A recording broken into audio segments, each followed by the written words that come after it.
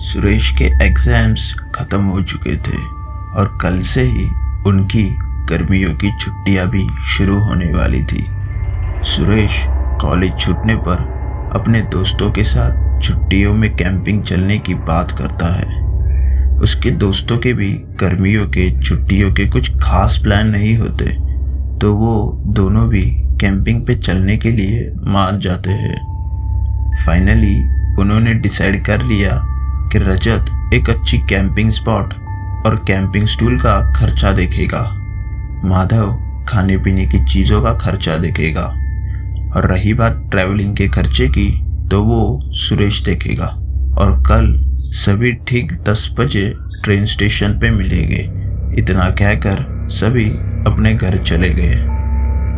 अगले दिन सुरेश, माधव और रजत सभी ट्रेन स्टेशन पे 10 बजे मिलते हैं। जैसे कि उन्होंने प्लान किया था, माधव सारी खाने पीने की चीज़ें अपने बैग में लेके आया था।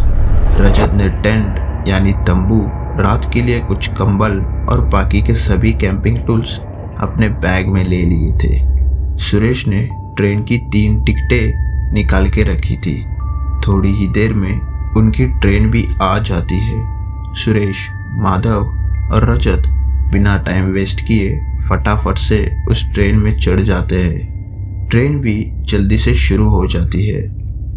जिस जगह वो कैंपिंग करने वाले होते हैं वो जगह लगभग 21 स्टेशन दूर होती है। वो 3 घंटे का सफ़र था, पर बातें करते करते वक्त का उन्हें पता ही नहीं चला और उनका स्टेशन भी आ गया। ट्रेन स्टेशन पर उतरकर उन्होंने बस पकड़ ली, क्योंकि ट्रेन स्टेशन से जंगल का रास्ता 25 किलोमीटर का था, जो कि पैदल चल के जाना बेवकूफ़ी होता। लगभग आधे घंटे में वो अपने कैंपिंग स्पॉट वाले जंगल के पास पहुंच जाते हैं।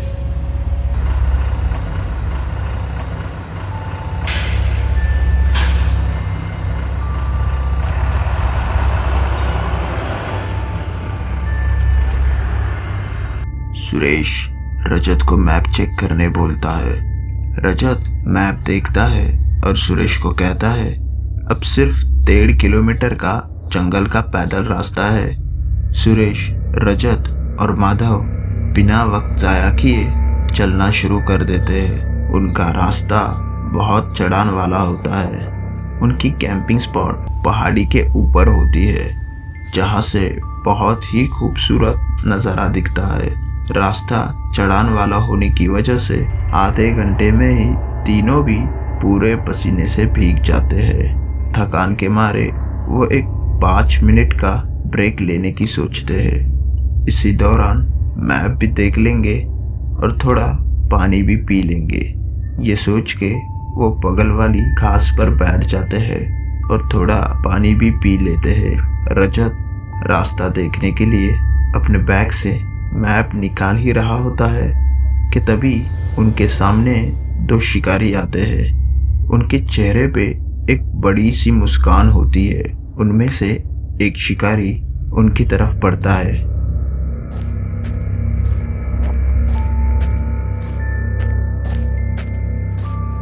और कहता है, अरे ये देखो चूजे, और छोटे चूजों कहाँ चल दिए। उस शिकारी का बुरा बर्ताव करना और अकड़ कर बात करना सुरेश को खटकता है। सुरेश गुस्से से उस शिकारी को कहता है, हम कैंपिंग करने जा रहे हैं, क्यों तुम्हें कोई तकलीफ है? तकलीफ? अरे हमें कैसी तकलीफ, जाओ मज़े करो।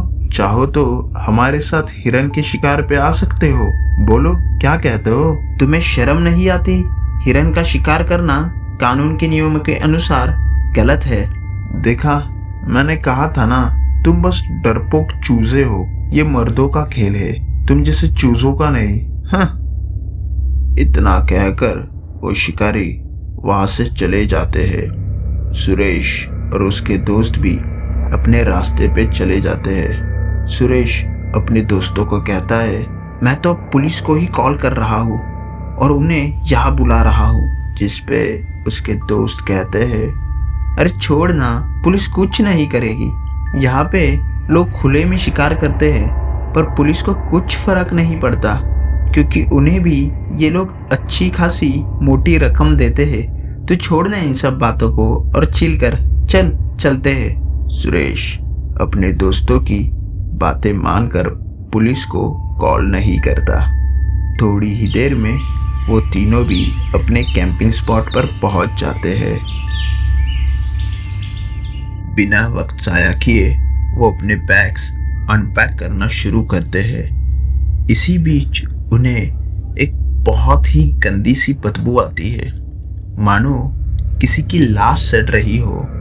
वो तीनों ये बदबू कहाँ से आ रही है देखने के लिए उस बदबू की तरफ बढ़ते हैं और देखते हैं कि वहाँ एक हिरन मरा हुआ पड़ा होता है। उसका खून हर जगह फैला होता है और उसके आधे शरीर पर खाल ही नहीं होती, मानो उसका आधा शरीर किसी ने काट डाला हो। तभी एक हिरन के जोर से गिड़गिड़ाने की आवाज आती है।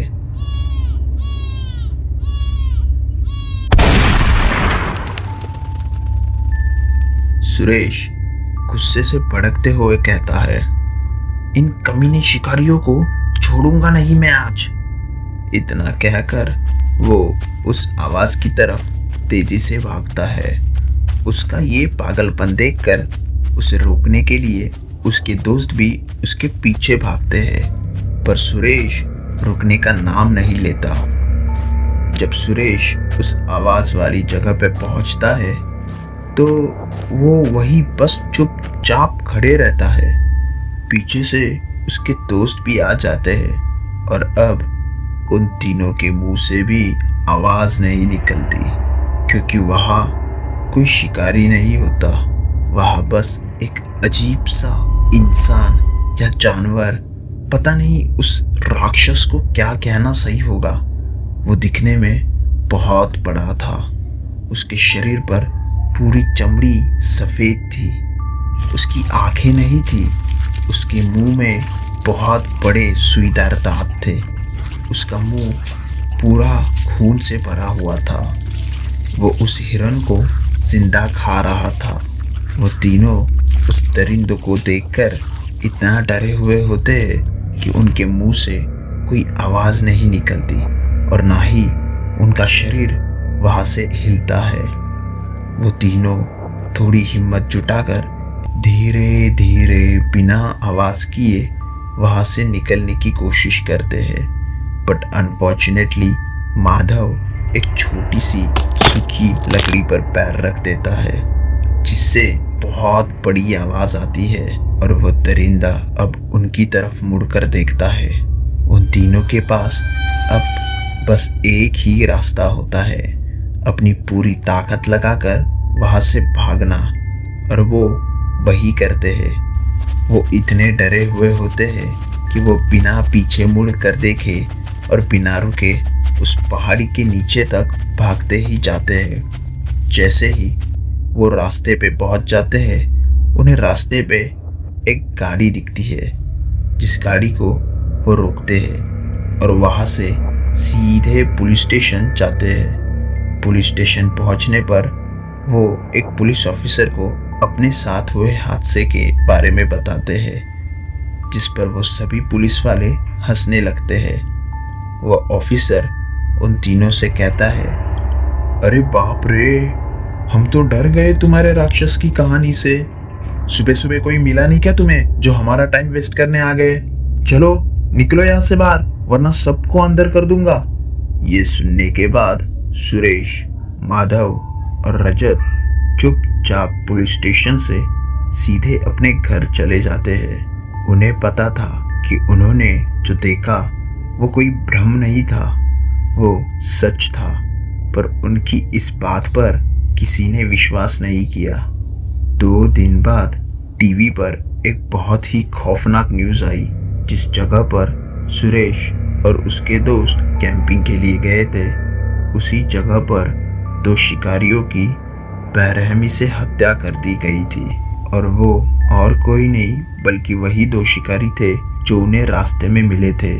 न्यूज़ में बताया जा रहा था कि उनकी आंखें और उनके आधे शरीर वहां नहीं था। लाश के आसपास ढूंढने पे भी पुलिस को शिकारियों का आधा शरीर और उनके आंखें नहीं मिली।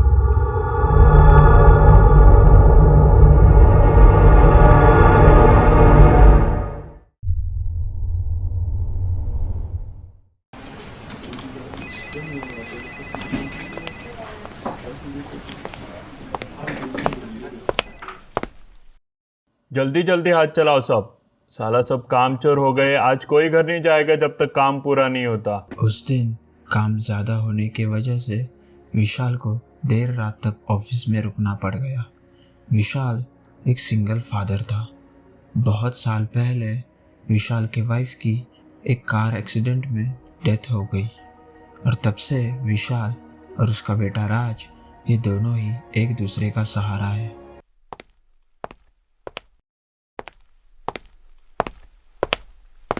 हाँ ठीक है, चलो सब, अब बहुत रात हो गई है। और हाँ, कल की छुट्टी कैंसल। तुम्हें क्या लगा मैं तुम्हें ऐसे ही घर जाने दूंगा? और कल छुट्टी करने के बारे में गलती से भी सोचना मत। अबे यार, ये बॉस ने तो आज पूरा दिमाग खराब करके रख दिया। ऊपर से कल की छुट्टी भी कैंसिल कर दी। सुबह सुबह किसका मुंह देखा था पता नहीं। चल बाय, कल मिलते हैं।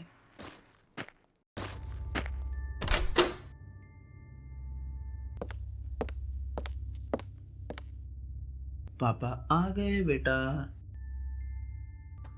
पापा, पापा हमारे बेड के नीचे कोई तो है पापा। देखे तो जरा, आखिर कौन सा भूत है हमारे राज के बेड के नीचे।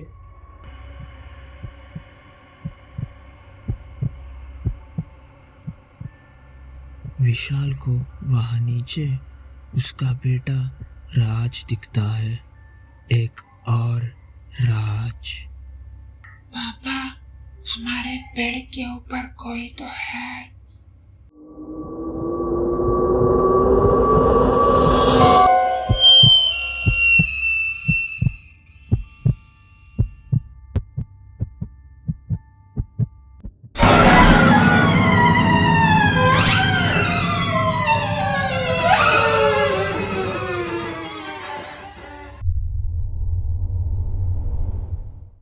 भूषण बहुत साल बाद अपने काका के घर आया था। वैसे तो भूषण का जन्म और सारी परवरिश मुंबई में ही हुई थी। बचपन से भूषण हमेशा गांव अपने काका के यहाँ आया करता था और इसी वजह से उसकी गांव में अच्छी खासी पहचान थी। गांव में उसके उम्र के बच्चे भी उसे अच्छी तरह से पहचानते थे। गांव आने पर वो अपने दोस्तों को मिला। वो गर्मियों की छुट्टियों के दिन थे, इसलिए गांव में क्रिकेट का टूर्नामेंट चल रहा था। भूषण अपने गांव के टीम की तरफ से खेला करता था, जिस वजह से उसको उसके दोस्तों के साथ मिलना जुलना होता रहता था। ऐसे ही एक दिन सभी दोस्त शाम को मिलते हैं और मस्ती मजाक करते हैं। आज का क्रिकेट का टूर्नामेंट भी वो जीते हुए होते हैं। सभी जोश से भरे हुए होते हैं। क्रिकेट की बातें करते करते वो गांव में चल रही अफवाहों की बातें करने लगते हैं। गांव में किसी ने तो रात के वक्त शमशान के यहाँ भूत देखा, ऐसी अफवाह सुनने में आई। भूषण शहर में रहने वाला होने की वजह से उसका ऐसी चीज़ों पर थोड़ा भी विश्वास नहीं था। वो दोस्तों की इस बात पर हंसने लगा। उसके कुछ दोस्तों को ऐसी चीज़ों पर विश्वास था, तो उन्हें भूषण का ऐसा बर्ताव बिल्कुल भी अच्छा नहीं लगा और इसलिए उन्होंने भूषण को चैलेंज यानी एक चुनौती दी कि अगर तुझे इन जैसी चीज़ों पर विश्वास नहीं है तो तू उस शमशान में जाकर दिखा। भूषण बात को बदलने की कोशिश करने लगा, पर उसके दोस्त मानने से रहे। वो भूषण का मजाक उड़ाने लगे। क्यों, अब क्या हुआ, डर गया क्या? आखिरकार ये सब अंधविश्वास है और ना ही उसे किसी से डर लगता है। ये साबित करने के लिए भूषण उस चुनौती को एक्सेप्ट करता है। चुनौती ऐसी थी कि रात होने पर भूषण एक लाल रंग का कपड़ा लेकर उस शमशान में जाएगा और शमशान के बगल के उस कटहल के पेड़ के एक शाखा पर बांधकर वापस आएगा। फिर अगली सुबह उसके दोस्त वहां जाकर भूषण ने कपड़ा बांधा या नहीं ये चेक करेंगे। उस रात खाना खाने के बाद भूषण और उसके सारे दोस्त गांव के मंदिर के यहाँ इकट्ठे हुए। रात के 11:30 बज गए थे। चुनौती के नियमों के अनुसार भूषण के दोस्तों ने उसे एक पुराना लाल रंग का दुपट्टा, साथ में एक टॉर्च और जानवरों से अपनी बचाव करने के लिए एक लाठी दी। तो प्लान ऐसा था कि 11:15 बजे भूषण शमशान की तरफ पड़ेगा, जिससे वो 12 बजे तक उस पेड़ के यहाँ पहुंचकर उस पर दुपट्टा बांधकर 12:15 तक वापस मंदिर के यहाँ पहुंच जाएगा। अब भूषण शमशान के रास्ते की तरफ बढ़ा। वो रात का समय था, जिस वजह से चाहे आपको भूतों के होने पर कितना भी विश्वास ना हो, तब भी आपके मन में थोड़ा डर तो होता ही है। और यही डर भूषण के मन में भी था, और इसीलिए उसने दोस्तों से छुपाते हुए गणपति बप्पा का एक फ़ोटो अपनी जेब में छुपा के रख लिया था। वो पूरे रास्ते में गणपति बप्पा का नाम स्मरण करते चल रहा था। उसके दोस्तों को भी अब भूषण की चिंता होने लगी थी कि इस चैलेंज के चक्कर में कहीं कुछ बुरा ना हो जाए। शमशान की तरफ जाने वाला रास्ता पूरा घास और पेड़ों से भरा हुआ था। अगल बगल में अब कोई घर भी नहीं दिख रहा था। उस रास्ते से वो अकेला ही जा रहा था। टॉर्च से निकलने वाली उस छोटी सी रोशनी के बदौलत वो रास्ते पर आगे बढ़ रहा था। अपने अगल बगल देखने की उसमें बिल्कुल भी हिम्मत नहीं हो रही थी।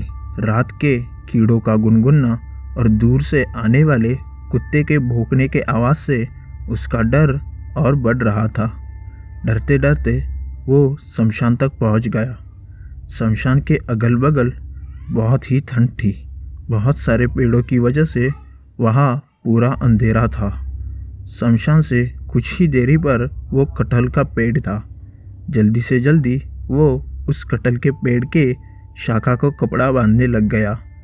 भूषण का कपड़ा बांधकर लगभग हो ही गया था कि उसकी नज़र उस पेड़ के ऊपर की एक शाखा पर गई, और उसने वहाँ जो देखा उसे देखकर मानो उसकी सांसें थम गई, क्योंकि उस पेड़ के एक शाखा पर एक मरे हुए इंसान का शरीर लटक रहा था। भूषण को लगने लगा कि वो मरा हुआ इंसान उसी की तरफ देख रहा है। ये सब देखकर भूषण का शरीर सुन्न पड़ गया। उस शौक से मानो भूषण का पूरा शरीर थरथराने और कांपने लगा। वो थोड़ी देर उस मरे हुए इंसान के शरीर की तरफ ही देखते रहा। अब उसे ये भी लगने लगा कि वो इंसान उसकी गर्दन घुमाकर उसकी तरफ देख रहा है। भूषण वहाँ से भागने लगा।